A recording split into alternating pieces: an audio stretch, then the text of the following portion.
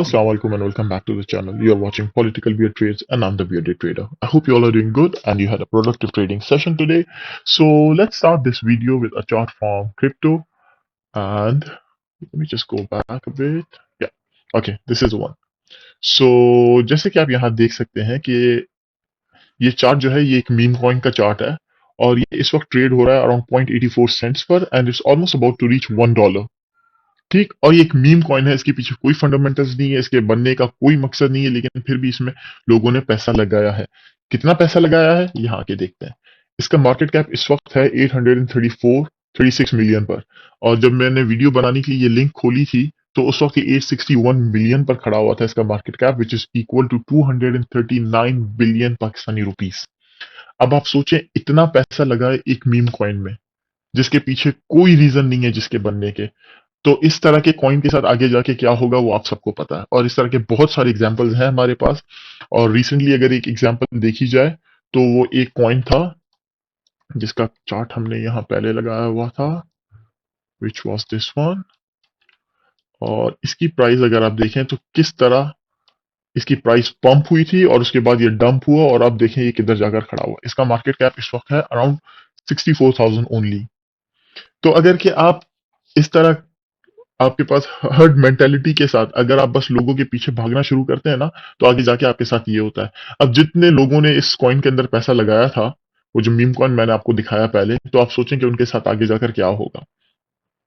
तो ये सब दिखाने का आपको मकसद क्या था वो आगे जाके आपको वीडियो में पता चलेगा। अब मैं स्टार्ट करता हूँ वीडियो का second section, and in the second session I am gonna discuss one concept with you guys, a hypothesis, and then we will link it to the situation that we went through in PSX today. So I'll see you in the next session. Welcome to the second session, and in this session we'll discuss a hypothesis known as the efficient market hypothesis, which was introduced by Eugene Fama. This hypothesis states that हमारा index जो है वो incorporate करता है वो सारी publicly available information को जो हमारी स्टॉक प्राइस को इफेक्ट कर सकते हैं। अगर और आसान अल्फाज में कहा जाए तो स्टॉक प्राइस जो है हमारी वो रिफ्लेक्ट करती है सारे पास्ट इवेंट्स को जो हो चुके हैं और उन फ्यूचर के इवेंट्स को जो मार्केट एक्सपेक्ट करती है कि होने वाले हैं। That's why we say that the stock market is forward looking, क्योंकि हमारी स्टॉक मार्केट पहले ही उन स्टॉक प्राइस को डिस्काउंट कर लेती है based on the events which are about to take place. Correct. अब देखें, इंडेक्स जो है वो खुद तो ऑर्डर पंच इन नहीं करता, तो ये प्राइसेस जो है तो किसके जरिए से रिफ्लेक्ट करती हैं, वो हो गए हमारे म्यूचुअल फंड्स।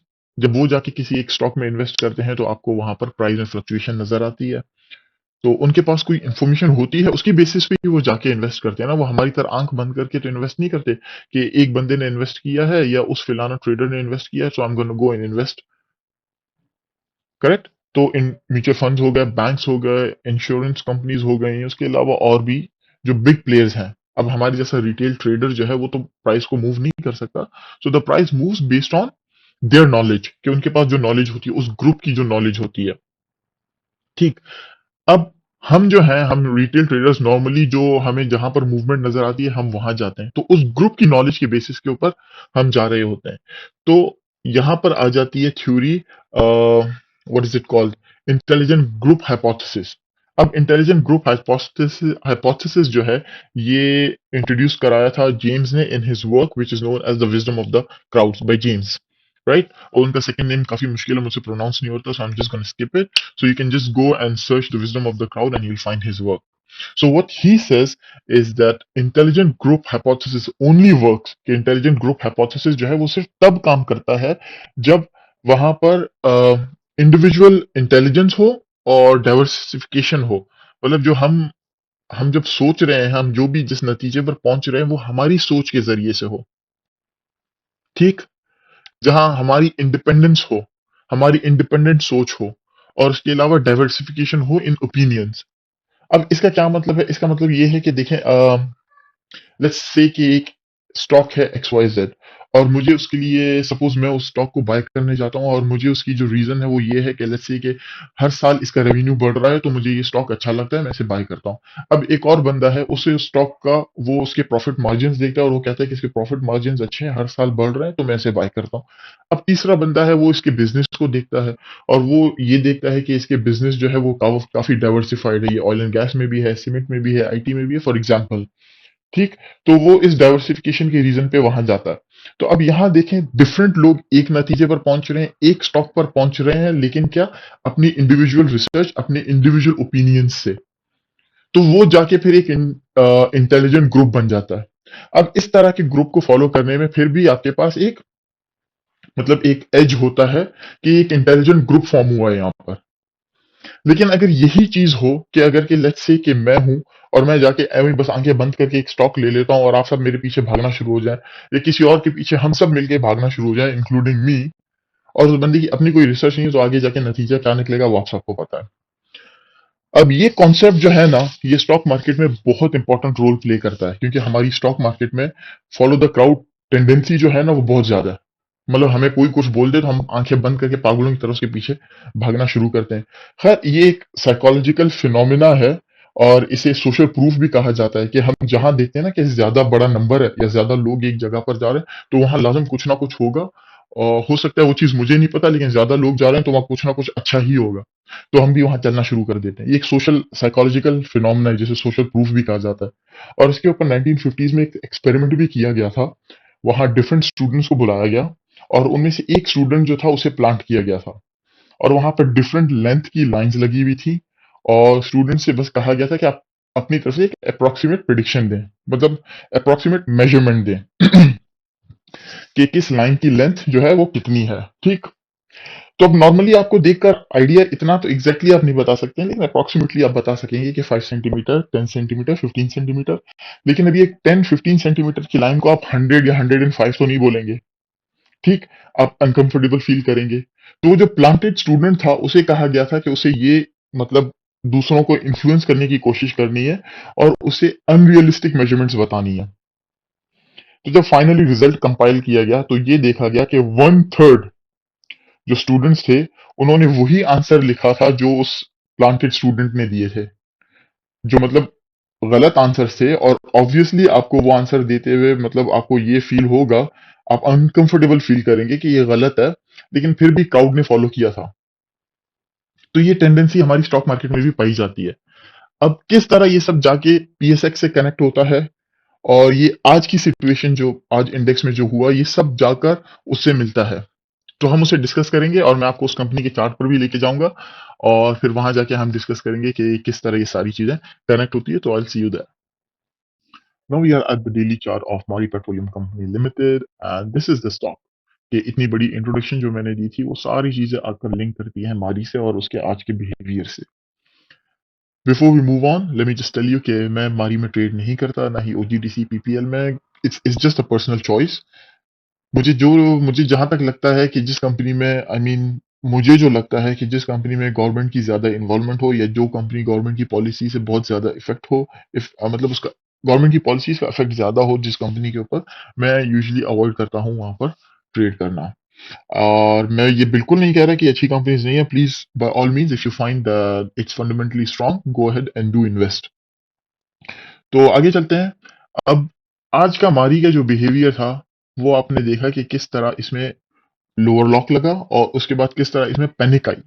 वो पैनिक का अंदाजा आपको कहां से होता है? अब ये जो एनालिस्ट हैं हमारे, as I have always told you, कि हमारे यहाँ बहुत अच्छे अच्छे एनालिस्ट भी हैं, जो बहुत अच्छी, मतलब एनालिसिस देते हैं आपको स्टॉक्स के बारे में। तो आप उन एनालिस्ट के पास, उनके यूट्यूब पेजेस पे चले जाएं, या आप उनके ट्विटर फीड में आप उनकी चले जाएं, तो वहां आप देखेंगे कमेंट सेक्शन उनके भरे हुए हैं आज, उन लोगों से जो ये पूछ रहे हैं कि भाई इसे सेल कर दूं, होल्ड करूं, या जाके और बाय करना है। इस तरह के आपको बहुत सारे लोग मिल जाएंगे।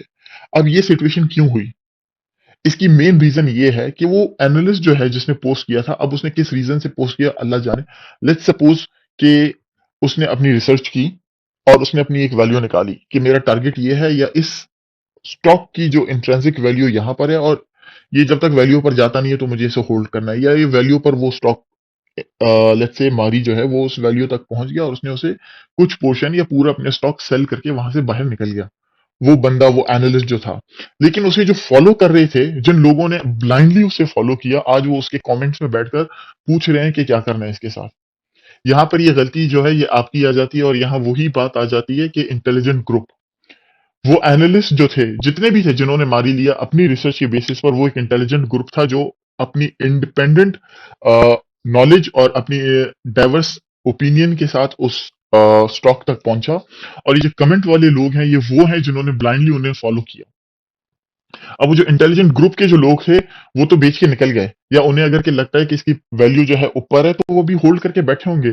लेकिन जो बंदे जिनको इसके बारे में कोई आइडिया नहीं है कि इसकी वैल्यूएशन क्या है, इसे अभी बेचना चाहिए या रखना चाहिए, वो अब जाके कमेंट सेक्शन में लोगों से पूछ रहे हैं कि क्या करना है। ये आपकी गलती है। अगर इस तरह आप करेंगे तो आप गारंटीड, मैं आपको लिख कर देता हूं कि आप यहाँ स्टॉक मार्केट में सर्वाइव नहीं कर सकेंगे। ये बुल रन चल रहा है, तो यहाँ पर आपको अभी इतना आइडिया नहीं है कि जब स्टॉक्स गिरते हैं तो कितनी तेजी से इनकी प्राइसेस नीचे गिरती है। और एक स्टॉक की अगर कि आपको वैल्यू का अंदाजा नहीं है, तो आप पैनिक कर जाते हैं, जैसे आज हुआ कि थोड़ी सी प्राइस नीचे आ गई और आप अभी पैनिक मोड में कि क्या करना है इसके साथ। देखिए, मैं ये बिल्कुल नहीं कह रहा कि मारी यहाँ से सीधा नीचे जाएगा, और हो सकता है कल इसमें जो है वापस इसकी प्राइस ऊपर चली जाए, क्योंकि as I have told you in my previous videos as well कि प्राइस जो है वो दो चीजों से ड्राइव की जाती है हमारी, मतलब जो there are two factors which drive the price of a stock. First is the value, कि अगर उस कंपनी में वैल्यू है तो उसकी प्राइस लाजमी अपनी वैल्यू तक जाएगी। आज, 1 साल बाद, 2 साल बाद, 3 साल बाद, हो सकता है उसे 4 साल भी लग जाए, लेकिन प्राइस जो है वो वैल्यू तक जाएगी। इसीलिए एक इन्वेस्टर जो होता है वो एक स्टॉक को लेता है, उसकी वैल्यू आइडेंटिफाई करके उसे एक अच्छी प्राइस पर लेकर बैठ जाता है कि आज नहीं तो कल मार्केट इसकी वैल्यू को रियलाइज करके इसकी प्राइस को वहां पर पहुंचा देगी। और दूसरी चीज जो होती है वो सेंटिमेंट होती है, सेंटिमेंट ड्रिवन। अब मारी में जो हुआ, वो जो एनालिस्ट थे उन्होंने वैल्यू को रियलाइज किया, इसमें एंट्री ली। अब जो ये जो कमेंट्स वाले जो लोग हैं ना, वो सेंटिमेंट के पीछे भाग के है कि प्राइस ऊपर जा रही है, हम भी जंप करते हैं। अब उन्होंने जंप तो कर लिया, लेकिन अब उन्हें पता नहीं कि उतरना कब है। अब देखिए, मैं ये नहीं कह रहा कि यहाँ से ये नीचे जाएगा, हो सकता है कल यहाँ से वापस सेंटिमेंट चेंज हो जाए और इसकी प्राइस जो है वापस ऊपर जाना शुरू हो जाए, हो सकता है। लेकिन आपको इस चीज का आइडिया नहीं है, क्योंकि आपने इसकी वैल्यूएशन सही से नहीं की, आपने अपनी रिसर्च नहीं की, आपने बस दूसरों को फॉलो किया।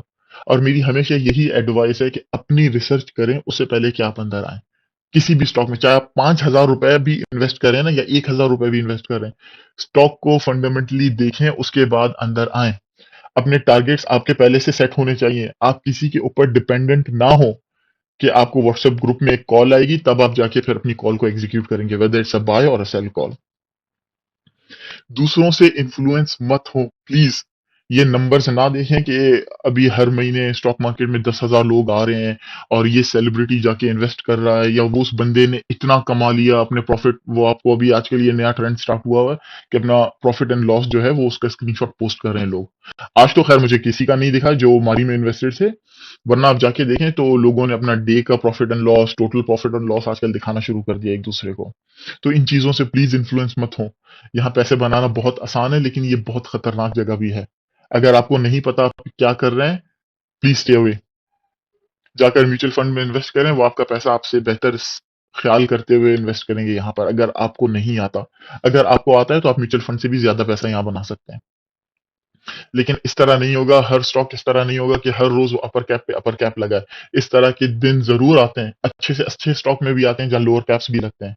लेकिन अगर आपको वैल्यूएशन का अंदाजा होता है, that's the time when you don't panic. और आप प्लान करते हैं कि आज इंडेक्स गिरा है तो कौन सा जो स्टॉक था जो मुझे लेना था, अब वो मुझे जाके सस्ते में मिलेगा और मैं उसमें जाके और बाइंग करूंगा।